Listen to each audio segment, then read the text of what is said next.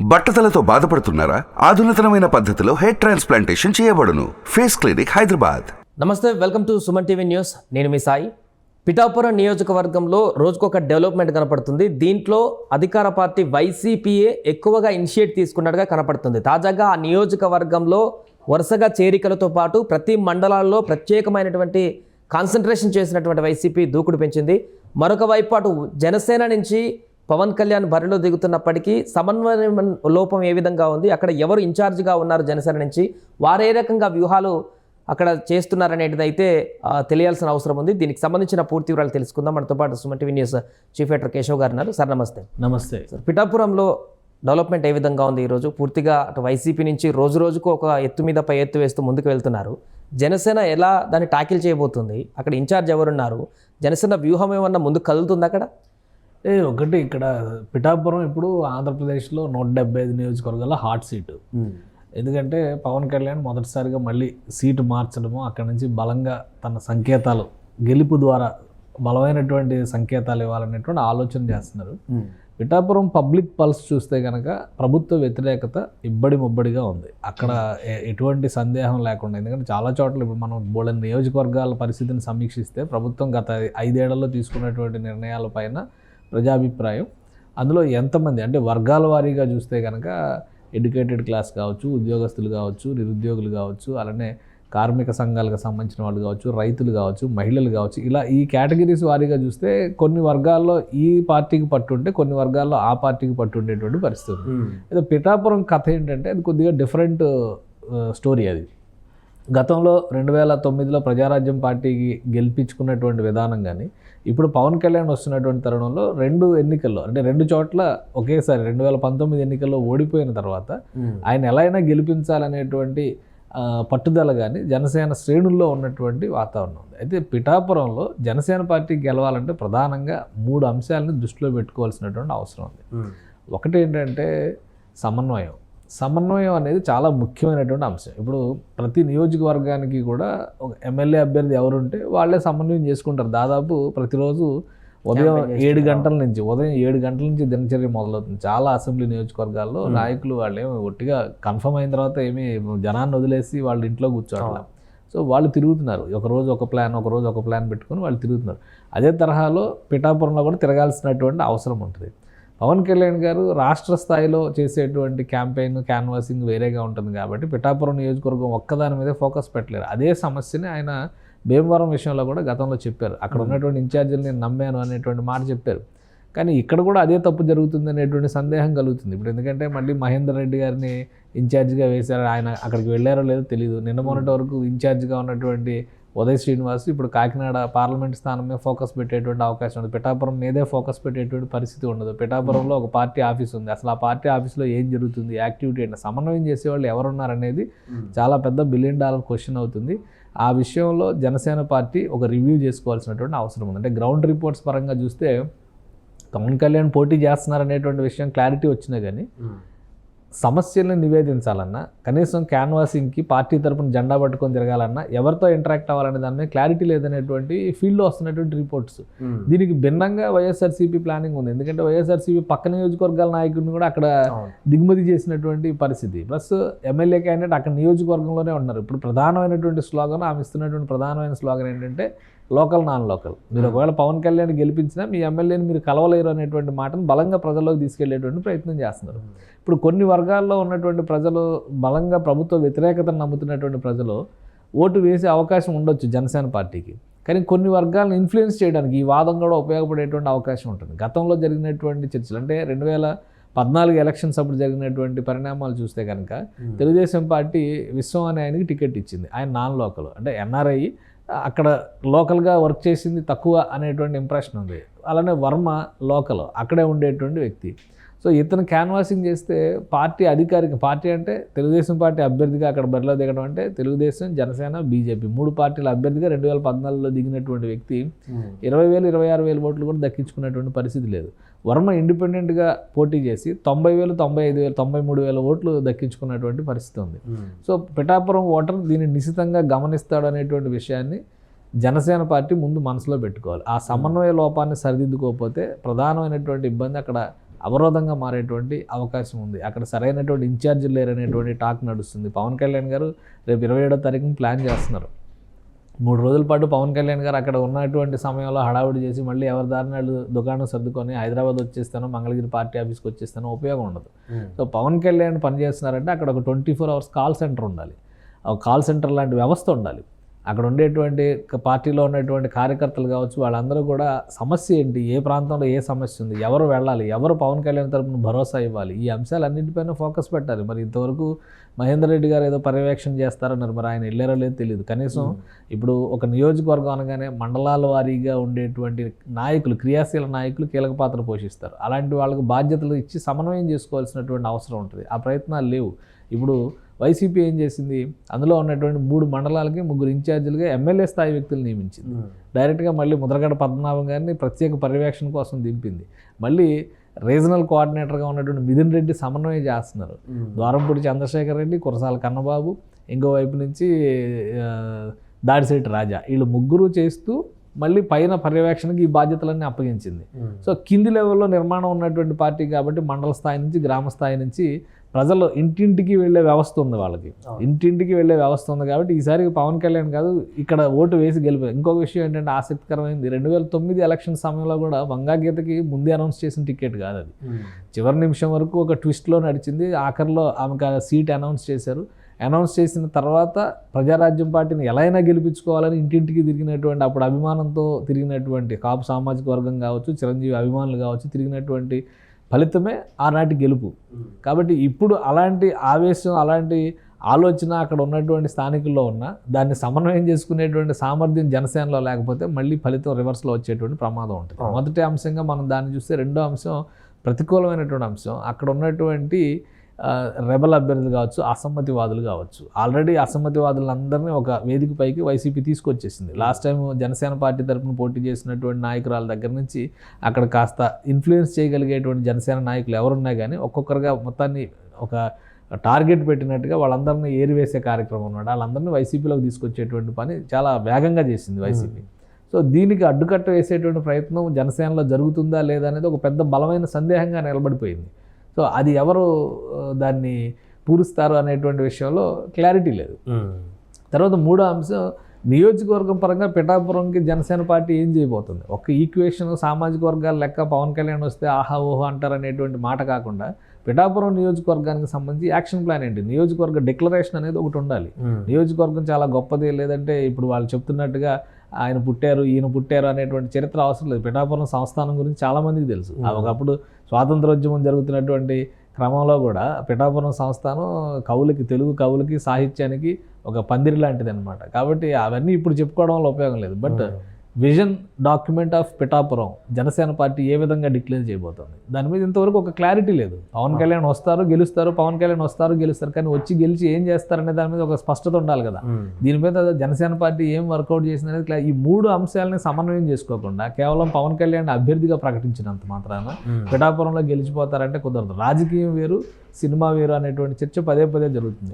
రాజకీయం నడిపేటువంటి క్రమంలో జగన్మోహన్ రెడ్డి అనుసరిస్తున్నటువంటి వ్యూహాలు పకడ్బందీగా ప్రతి ఇంటి తలుపు తట్టే విధంగా ప్రయత్నం చేస్తున్నారు. నాకు మీరు ఓటు వేయండి అని నేరుగా, అంటే అది నిజమా అబద్ధమా లేదా ఆయన చేస్తున్నటువంటి క్యాన్వాసింగ్ ఎలా, కానీ ఆ మెకానిజం అలా క్రియేట్ చేసుకుంటూ వెళ్తున్నారు.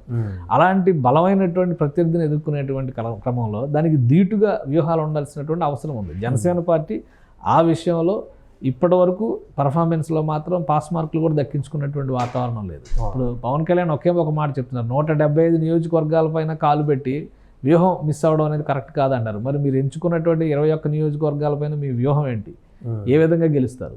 అభ్యర్థి బలవంతుడు కానటువంటి పక్షంలో, అంటే ఇప్పటివరకు జనంలో బలం ఉన్నటువంటి నాయకుడు కానటువంటి చోట్ల ఎటువంటి వ్యూహంతో జనసేన పార్టీ గెలవబోతుంది? ఇప్పటికే ప్రచారం ఏం జరుగుతుంది, మిత్రపక్షాలు టీడీపీ ఇచ్చిన సీట్లన్నీ ఈజీగా గెలిచేయచ్చు అనేటువంటి సంకేతాలు వెళ్తున్నాయి. దీన్ని ఎలా బ్రేక్ చేస్తారు? అన్నిటికీ మించి అధికార పార్టీ ఒక మైండ్ గేమ్ అనుసరిస్తున్నటువంటి పరిస్థితి ఉంది. ఈ మైండ్ గేమ్ ఏ విధంగా ఉందంటే చివరి నిమిషం వరకు మేమే గెలుస్తాం అనేటువంటి ధీమాని చూపించడం ద్వారా ప్రజల్ని ఇన్ఫ్లుయెన్స్ చేస్తుంది. ఆ ప్రభావం నుంచి ప్రజలను మీరు బయటికి ఎలా తీసుకొస్తారు? వీటి మీద కూడా ఒక సరైనటువంటి నిర్మాణాత్మకమైనటువంటి ప్రణాళిక లేకుండా ఒక్క నియోజకవర్గం గెలవడం కూడా అంత ఈజీ కాదు.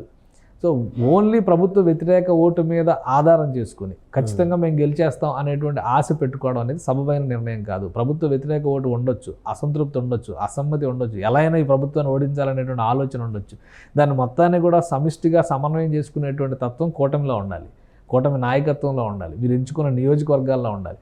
అదే విషయం ప్రజల్లో మనసుల్లోకి వెళ్ళే విధంగా బలమైనటువంటి సంకేతాలు ఇచ్చే విధంగా ఒక వ్యూహరచన జరగాలి. ఆ సమన్వయం జరగట్లే. ఇప్పటికి కూడా పిఠాపురం నియోజకవర్గంలో తెలుగుదేశం పార్టీ నాయకుడిగా ఉన్నటువంటి వర్మను పిలిచి జనసేన పార్టీ నాయకత్వం సమన్వయంతో ఒక మీటింగ్ బలమైన నాయకుడుగా మేమంతా ఒకటే అనేటువంటి సంకేతం ఇచ్చినటువంటి పరిస్థితి లేదు. ఇవన్నీ డొల్లగా మారిపోయేటువంటి ప్రమాదం ఉంది. ఈ అంశాలపై ఇప్పుడు ఉదాహరణకి నాగబాబు లాంటి నాయకుడు ఉన్నారు, ఆయన అక్కడే క్యాంప్ వేయొచ్చు. ఇప్పుడు ఆయన ఎక్కడ కంటెస్ట్ చేయట్లేదు కాబట్టి పవన్ కళ్యాణ్ తరపున ఆయన ఒక సమన్వయం చేయొచ్చు, అలాంటి వారికి అవకాశం ఇచ్చవచ్చు. ఆయనే కాకపోయినా మరొకరు ఇంకెవరైనా కానీ పూర్తిగా బాధ్యతలు ఇచ్చి నియోజకవర్గంలో ఉన్నటువంటి అన్ని మండలాల వారీగా ఫోకస్ పెట్టి అక్కడ క్రియాశీలంగా ఉన్నటువంటి జనసేన, తెలుగుదేశం, బీజేపీ కార్యకర్త, బీజేపీ కూడా అక్కడ బలంగా ఉన్నట్టు మనం భావించాలి. ఎందుకంటే 2004 ఎన్నికల్లో పొత్తులో భాగంగా బీజేపీ పిఠాపురం నుంచి పోటీ చేసింది. అంటే అంతో ఇంతో అక్కడ కేడర్ ఉండేటువంటి అవకాశం ఉంది. సో వీళ్ళ ఇంకోటి ఇప్పుడు సిట్టింగ్ ఎమ్మెల్యేగా ఉన్న పెండెం దొరబాబు ఆ రోజు బీజేపీ అభ్యర్థిగా పోటీ చేశాడు.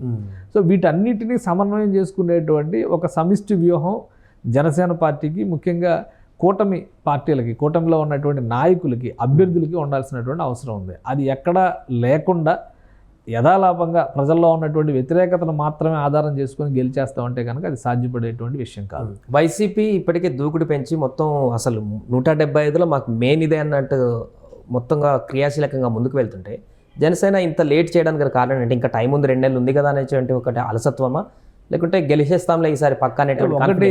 ఇప్పుడు RRR సినిమాలో ఒక డైలాగ్ ఉంది కదా, ఎంతసేపు ఈ నక్కల వేట కుంభస్థలాన్ని కొడదాం అని చెప్పని.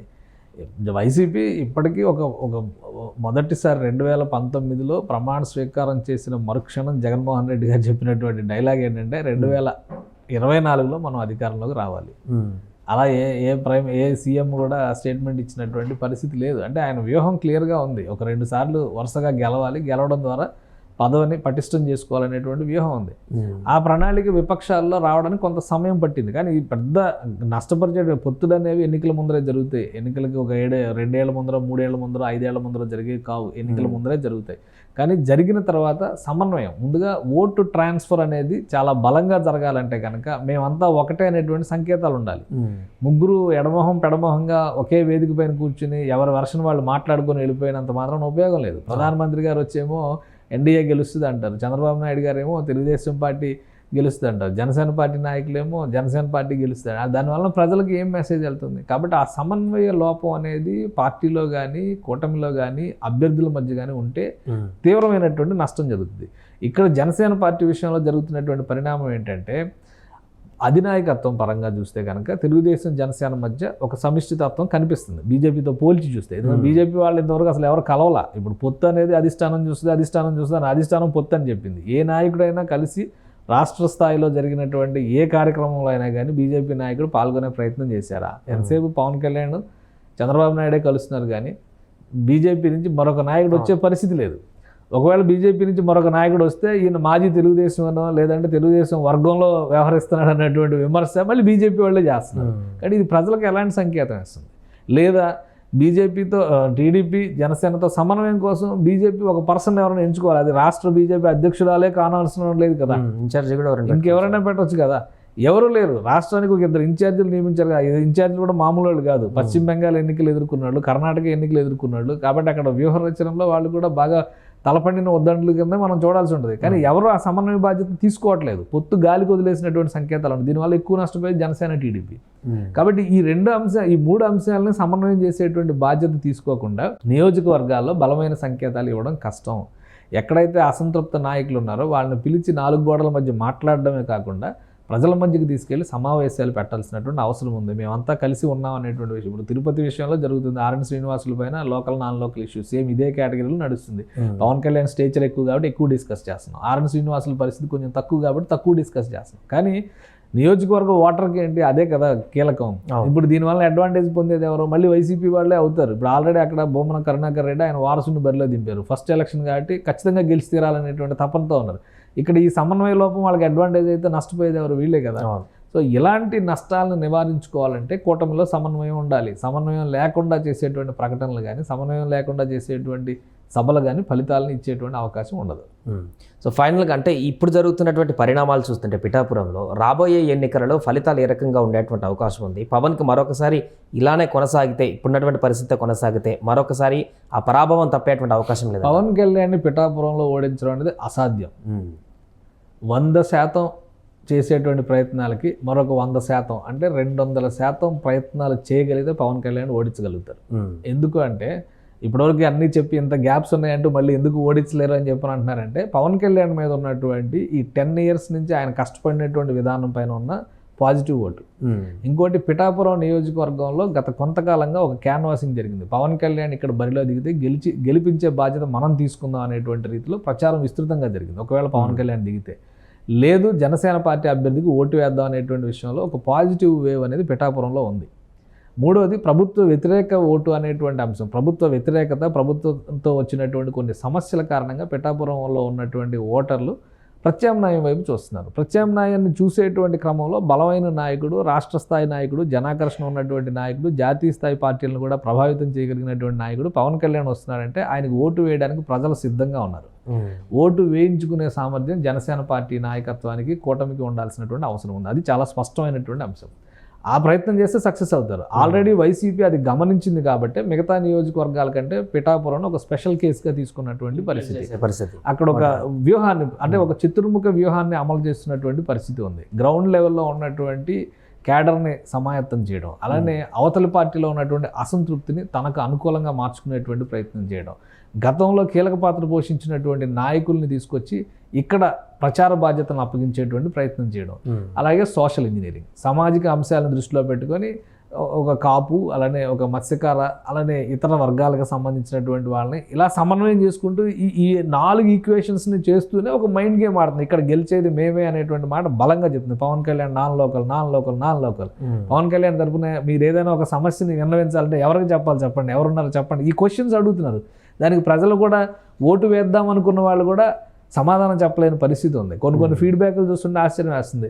ఏదేమైనా ఈసారి మేము పవన్ కళ్యాణ్కి వేస్తామని చెప్తున్నారు. ఎందుకంటే వాళ్ళ దగ్గర రీజన్స్ లేవు. ఎందుకు వేస్తున్నారంటే రీజన్స్ లేవు. అవతల వాళ్ళ మీద ఉన్న కోపం కొద్దీ పవన్ కళ్యాణ్ ఎంచుకుంటున్నారు తప్పితే పవన్ కళ్యాణ్ ఇందులో బెస్ట్, లేదా జనసేన ఈ పనులు చేయడం వల్ల మాకు నచ్చింది, అందుకే మేము పిఠాపురంలో ఓటేస్తామని చెప్పడానికి జనసేన ఆప్షన్ కల్పించాలి. ఆ ప్రయత్నం జరగకపోయినా కానీ ఓటర్ మనసులో మాత్రం ఈసారి ప్రత్యామ్నాయం కోసం పవన్ కళ్యాణ్ గెలిపించాలి. 2 చోట్ల ఓడిపోయాడు, 10 ఏళ్ళు అయినా కానీ రాజకీయం చేస్తూనే ఉన్నాడు, ప్రజల్లో తిరుగుతూనే ఉన్నాడు. ఆయన చేసేటువంటి రాజకీయాల్లో అవినీతి లేదు, వేరే రకమైనటువంటి విమర్శలు లేవు. సో వ్యక్తిగతమైనటువంటి దాడులు మినహా, వ్యక్తిగతమైనటువంటి అంశాల ప్రస్తావనల మినహా మిగతా అంశాలు ఏమీ లేవు అనేటువంటి సానుభూతి పవన్ కళ్యాణ్ మీద ఉంది. అలానే ఇక్కడ రాష్ట్రంలో జరుగుతున్నటువంటి అనేక అంశాలపైన ఒక బలమైనటువంటి ప్రత్యామ్నాయాన్ని నిర్మించడంలో కూడా పవన్ కళ్యాణ్ ఎక్కువ బాధ్యత తీసుకున్నాడు అనేటువంటి అభిప్రాయం కూడా ప్రజల్లో ఉంది. ఇవన్నీ పవన్ కళ్యాణ్ కలిసి వచ్చేటువంటి అంశాలు. కానీ కింద సమన్వయం చేసేటువంటి వ్యవస్థలు లేకపోవడమే జనసేన పార్టీకి ఇప్పుడు ఇబ్బందికరమైనటువంటి పరిణామంగా మనం చూడాల్సి. అందుకనే వైసీపీ బలమైనటువంటి వ్యూహాన్ని అక్కడ అమలు చేయడం ద్వారా పవన్ కళ్యాణ్ని అక్కడ ఓడిస్తే 20 సీట్లలో పవన్ కళ్యాణ్ గెలిచినా కానీ, జనసేన పార్టీ గెలిచినా కానీ అది 0తో సమానంగా చెప్పేటువంటి అవకాశం ఉంటుంది. కాబట్టి ఒక్క పిఠాపురం కొట్టడం వేరు, మిగతా 20 సీట్లలో జనసేనను ఓడించడం వేరు. ఇదే స్కీమ్తో వైసీపీ ప్లాన్ అమలు చేస్తుంది. ఇప్పటికైనా అప్రమత్తం అయితే జనసేన నాయకత్వానికి దాన్ని ముందు సమన్వయం చేసుకునేటువంటి వ్యవస్థలను సరిగ్గా ఏర్పాటు చేసుకోగలిగితే ఎక్కువ ప్రయోజనం ఉండే అవకాశం ఉంటుంది. Right sir. సో మొత్తానికి పిఠాపురంలో అటు వైసీపీ మండలాల వైజ్గా, అదేవిధంగా గ్రామాల వైజ్గా ప్రచారం క్యాంపెయిన్కి సంబంధించినటువంటి ప్రణాళికలతో వెళ్తుంటే జనసేన మాత్రం ఇంకా పూర్తిగా పవన్ కళ్యాణ్ ఫేస్తోనే పిఠాపురంలో క్యాంపెయిన్ చేసేటువంటి పరిస్థితి మనకు కనపడుతుంది. అక్కడ పూర్తిగా ఇంకా వ్యవస్థను బలోపేతం చేయాల్సినటువంటి అవసరం ఉన్నట్టుగా కూడా కనపడుతుంది. సుమన్ టీవీలో మీ పర్సనల్ అండ్ బిజినెస్ ప్రమోషన్స్ కోసం కింది నెంబర్కి కాంటాక్ట్ చేయండి.